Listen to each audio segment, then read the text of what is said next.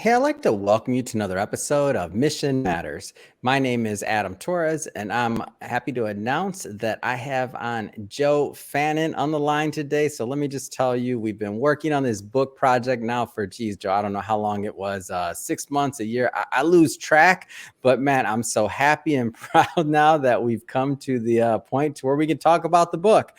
So for anybody that hasn't caught maybe some of our previous episodes or work together. Joseph is the CEO of Fannin Professional Services. They are going through a rebrand, and we're going to talk about that as well. So exciting stuff. So they will be known in the very near future as Elephant Exterior Experts. So more coming up on that as well. But first off, Joe, hey, your intro is getting longer and longer as you come back on the show, man. It's great to have you back. Thanks for having me. I'm excited to be here. It's been fun working through this process. Yeah. Well, we're glad to have you back on, and as you're aware, and as our audience is aware, we're going to start this episode the way that we start them all, with what we call our Mission Matters Minute. So, Joe, we at Mission Matters, we amplify stories for entrepreneurs, executives, and experts. That's our mission. Joe, what mission matters to you? Well, I'm going to skip from the business mission and go to my personal mission, which is to pay it forward to other entrepreneurs, young minds, and those seeking to excel in life. I have a passion to help others in their creative journeys. And that's really just it. That's why I wanted to do this chapter in the book and just kind of keep on with this. Yeah, no, it's awesome. And it's great having you back on. And I think I never like to assume that maybe some of our newer audience, we've been blessed. The audience has grown. We have new subscribers. And if you haven't subscribed and you're watching this, hit that subscribe button now. But I don't want to assume. So maybe let's start back in how you became an entrepreneur. Like, where did all this start for you? Well, I was a young man, and I didn't really have a plan, to be honest. I had some skill sets, and I was determined to get out there and work. I don't even know if I told you this, but I had shingles, and it was in my face, and it was hard for me to get out there and work for about 5 or 6 weeks. I was in so much pain. Wow. Throughout that time, I took all my savings, and I built a website. I built a Yelp page, and I did everything I could just to get out there. And eventually I just started a business, and I didn't have a business plan. I didn't really have much other than a bunch of squeegees, a truck, and some ladders. And, I just worked on my reputation and getting in front of people. And eventually, within like 6 months, I was so busy, I had to hire people. And that was a new scary thing, was just how do I do payroll, and how do I do, accounting, and so I just kept learning, and I kept reading, and I pushed my own boundaries. Yeah. I want to stay in that earlier kind of segment a little bit longer, because I feel like so many of us are given these challenges in life. You had, a very painful one, shingles, and others have, maybe it's a job change, maybe it's the pandemic changed their situation, lots of different things. Where did you get that inspiration, or how did you turn that perceived really bad time in your life, even of pain, physical pain? How did you make the best of that, and use that energy, or whatever we want to call it, to make it into something good? What I'm just picturing myself, I'm in pain, I'm doing this and that. My first thing I'm going to pick on myself. It's not, hey, how do I build my website? I'm like, man, I'm in pain. I'm not feeling this. I think it was a few years of frustration and working for other people and not really getting the value I felt I was putting into those companies. I was a loyal, determined, hard worker. I showed up early. I worked late. And I knew that if I could do that for someone else, then for sure I was going to do it for myself. At the beginning, I was working 7 days a week. My wife at the time, we both worked just nonstop. We didn't have any children. However, we had just bought a house, and so we had bills to pay, and I just kept going and going. And don't get me wrong, I made a lot of mistakes. I wasted money on advertisement. I just fumbled through many things. But welcome to the club. All the entrepreneurs that are listening to this are like, oh, that's my guy. Joe's telling the truth. Thank God. This isn't all just a rosy journey. So go ahead. Well, and the thing I think I guess I did the best was just getting back up when you fall down and try again and, change or pivot when you need to. Mhm. And, hiring was one of the hardest things. Everybody knows that recruiting is Oh, yeah. very, very difficult. I was very fortunate. I think my third hire is actually still working for me to this day. Wow. He's our operations manager. He's been a solid factor in our company. I like to say that Yeah. he's the spine of our company. So that's 9 years he's been with us, Oh, and man. he's become my little brother, basically. He's a good friend, Yeah. but he's just been so solid. And I was able to take all of my skill sets that I had and hand those over to him. Mhm. And now he's got more experience than I do because I've been out of the field for so long. Yeah. But now, I've worked into administrative roles and sales positions, and, Mhm. had to take on the CEO role. Hmm. How was that initial, like that initial, I don't know if I'd call it transition, but that growth period of like letting go of some of that control? I know me, I struggled with it. Like at our first couple hires, I'm like, they're not going to do it right. Or it's not the same thing, or this, that. But at some point, like, I'm like, I just can't. Like, I'm working 100 hours already, and it's ridiculous. Like, other people can do some of these functions. Like, how was that journey for you of kind of letting go?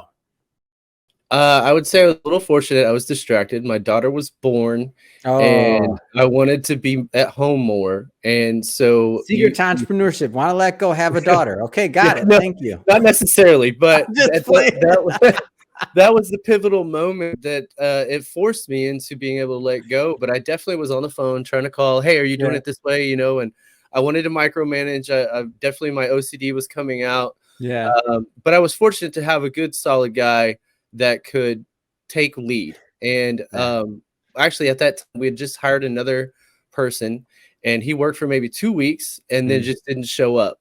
So and then it was just him again by man. himself. And then I would go out and help. But I think, I guess, really, it's just giving the best you can to set them forward. And Mhm, I've always been a person that's like extra prepared.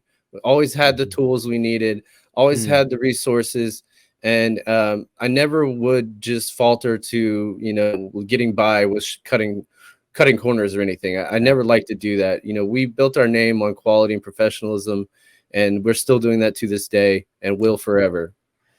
So, as you mentioned in the very beginning, you didn't have necessarily a business plan, and you were, kind of green as an entrepreneur, right? But like, where did this idea of, and maybe this was part of the beginning, I don't know, but where did this idea of you creating this culture around what you did? Where did that germinate from, or how did that begin? Because I feel like, not to stereotype, but I've worked in a lot of different areas. I've had a lot of different types of companies, and your ideology and your kind of methodology and the amount of like importance you put on culture and give back, like I only hear about those in like tech companies, sometimes large tech companies. I don't usually hear that in the services industry, in my experience at least. Like, where'd all that germinate?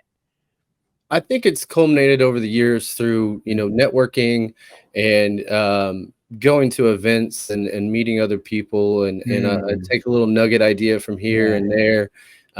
And so eventually, I guess I kind of put together, when I was that young and I was looking Mm, for a job and all I was getting was a paycheck. It was kind of hard to count on the future and plan. And I mm, knew, like I wrote in the book, I knew I wanted to propose to my girlfriend at the time. I yeah. wanted to start a family. I wanted to have a future. But when you're just working for a paycheck, it's really hard to be motivated to Mm, continue on that journey. So I knew if I was the one wanting that, then of course anybody that was going to be working for me most likely wanted it as well. yeah. So one of the first things I put together was just paid time off. It was Mm, scary. I didn't know if I could afford it. yeah. I tried to make sure, okay, this is how much money I need to have put Yeah. aside for just in case. But that's some of the things that was able to create a culture that keep people around. And then from there, after we had the paid time off, Yeah. we started doing company outings where we'd just go and have fun and Mhm. just schedule a day where we had fun. And a couple of times I would do it as a secret. I would schedule a bogus job and tell all the guys to meet me there. What? Yeah, yeah, we did that with the Dude, best boss ever. I so can't even imagine what like that must have been like for them. Like, for real? Like, for real, for real? Yeah, so we did it at the K1 electric go-kart track. It's an indoor go-kart track here in Austin. And the guys almost caught me because they were like, "What's up with this job? It seems weird. what are we going to do? And I was like, don't worry about it. Just show up. We'll meet you there. And they showed up, and I was in there filling out the form, signing the waiver. And I was like, hey guys, I'm going to need you to power wash the building, clean up the windows, and I'm going to be in here racing. And they were like, what? What do you mean? And I was like, I'm just kidding. Get over here and sign up. And so we had 3 trucks show up, and it was like sets of guys walking in. We just kept the joke going, and it was hilarious. The final team were like, okay, I guess so. And they like walked back out the door thinking that we were being serious, and we had to like run out there and catch them. But that was one of the funnest times to do that. Oh man, best boss ever. That's awesome. And I love this idea because and I remember, I'm glad, man, you took me way back. The first time we gave somebody a day off and we started doing some of those things for around the holidays and things like that. I mean, we were still very young as a company. So it was like, I was just used to working every day. I didn't even understand what a holiday was at that point. So you're taking me way back. And I'm like, well, I don't know if it's a holiday or not. I just have to get this work done, right? We have to deliver for our clients. So obviously as a founder and somebody that's trading their kind of a big portion of their life in the beginning, when you bootstrap a business, to do that, to see and to be like, oh, wait a minute, you can't you can't enforce that on the individuals that are working for you and believe in what you're doing. Like, they're not making that trade-off. They can be very bought in, but there's a line.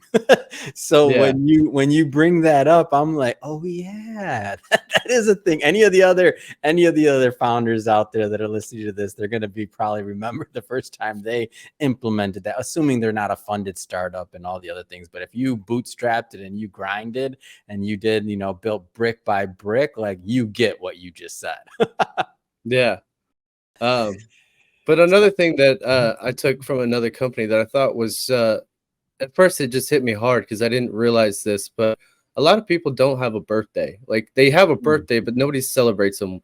And I took a business course online in 2020. I think it was during the pandemic. And this couple that had started a big company, that grew big in town, they found out that people weren't getting a birthday cake, or they weren't being able to celebrate it with their families. They were working paycheck to paycheck. And so they hired a baker to start making cakes because they had so many people on staff. So they had a full-time position baker making cakes, and they would deliver them to the people on their birthday. And so I adopted that. I don't bake the cakes, but I'll make sure we get a cake and we have a card, and we try to make it an event. Commitment, man? You don't bake them? No, I'm just I don't know if I should. Nobody wants cakes. Food allergies. Staff is watching. They're like, no, we don't want them to. But also feedback from my team is it does hit positively that they do enjoy that, and half the time I'm giving a hard time because there's a cake left the next week. I'm like, hey, you didn't even eat it, but it's still the intentional moment to say, hey, happy birthday, we're here celebrating with you. And that becomes more important year after year because they can anticipate it. Yeah. And so the book, so just diving a little bit further into that, and for everybody watching, just so you know, we're not going to pick it apart because we want you to buy the book. So there'll be a link in the show notes. Yes, we do sell books. It's okay. Just pick it up. It's on Amazon. All good there. But Joe, in terms of the topic, you sharing your story, what do you hope that are some of the things that your readers will walk away from after kind of digesting the material? I think the best part about it is that there's no better time than now. If you have an idea, you need to get out there and execute it. Especially after the pandemic, 30% of businesses closed down. I was fortunate enough to be well established at that point. We did a little pivot and we were able to move forward with it. But looking back, had I not been established as much as we were, things could have been a lot different for us, But I hope that readers can take that as a motivation to get out there. And even if it's just a side hustle and you keep your current, job, just get out there and try. And all you can do is just keep moving forward. What Wayne Gretzky says, you miss 100% of the shots you don't take. And you'll never know until you get out there and actually do it. Yeah. I want to talk a little bit about the rebrand you're going through because I mean I find the reasoning, I find like the concept. I've seen some of the first off, I love the way it's coming out. I know nothing's finalized, but I know some of the concept that you and I've talked about in the past. So I think it's just gonna be awesome. But elephant exterior experts. So obviously you're already successful with Fannin Professional Services. People know the name. Why the rebrand? Like, what kind of drove that? Well, when I was naive and young and I started this business, I had the hardest time deciding what I was going to name the company. So it just became Fannin Professional Services because I put my name on it and I knew I could stand by my own work. Yeah. But that was quite closed-minded. And as I learned and became better at branding and sales and understood the process, Fannin Professional Services quite does not explain what we do. We had people thinking we were in the white collar services, recruiting, staffing. They didn't know what we did. And so it was just after, so many phone calls of having to give my elevator speech time and time again, I decided, I need to work towards something that makes sense. The other thing that's driving that is also, my team. We work together as a team. We are a family, but I never really thought that this was going to be like a selfish thing, putting my name on it. But they're wearing my name. They're doing their own work, and they should be known as well as being the expert. It's not just me. So it's kind of twofold, but it's also to kind of get out there. I've worked on only referral-based business, a little bit of cost per click ads here and there, but now we're going to just jump out there and get in the face of our competitors. We're going to be a household name with the new brand, and I've been rolling with just kind of no marketing. And now we're ready to just get out there and take another big share of the market. Yeah. And I think it's such a testament to the work. So what I mean by that is to be able to, build the way you have and to do it really, internally by having a great culture, by delivering on your word.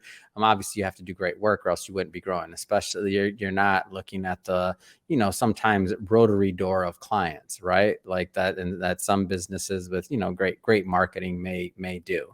And so now what's interesting to me is, so you have this awesome, solid foundation you've built through the years. You have a solid culture, solid crew.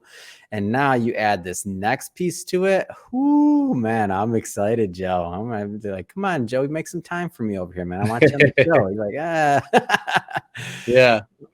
So I just think you're poised to just, like you said, take market share, gone to the next step, and really provide more value, provide more jobs, provide more for the community, continue to be more blessed so that you can continue to find ways to be a blessing as well. It's awesome. Right. And it's also given us an opportunity to kind of change some of the things that we have learned that we don't want to do, pivot a little bit, modify our services that are a little bit more what people are wanting now versus what they wanted 10 years. When I started this company, Austin was growing 150 people per day. And now we're at like 175, 200. I don't know. The numbers just keep growing. Yeah. So that was one thing I was fortunate enough to, once I did get out there, there were so many new people moving here looking for quality work, but they didn't know where to look. They didn't have any friends or neighbors that they knew. Yeah. And so that was my first goal, was just get in front of people. Well, now we don't need that. We have a lot of referrals. We have a lot of current clientele. There's also new people moving here. Yeah. And so we're just going to jump out there and get right in their face. Yeah, it's exciting. Well, Joe, I just have to ask, I mean, yeah, a lot on your plate. You're doing the rebrand. Obviously, we're going to continue to promote this book. But I have to ask, I mean, what's next? I mean, what's next for you? What's next on the vision? Well, obviously elephants in the works. We should have that done in the next few months. We also have another brand that we're going to be working towards. It's going to be kind of a sister business. I don't want to get into that just yet, but I was going to say, man, I thought I was breaking new news. That wasn't in the prep. What's going on? No, don't do it. It's okay. I was just got a little excited. I'll back off. It's cool. But there's just going to be some collaborations. I sell cleaning chemicals to my competitors as well. And so I've built relationships with a lot of people that are in the same industry. Wow. And we all have our niche, and we have our qualities and the things that we're good at, and we have things that we don't want to deal with. So that is also kind of come together as an association in our industry here in Austin. Wow. And we're going to do our collaboration. I mean, that's our whole business, is collaboration.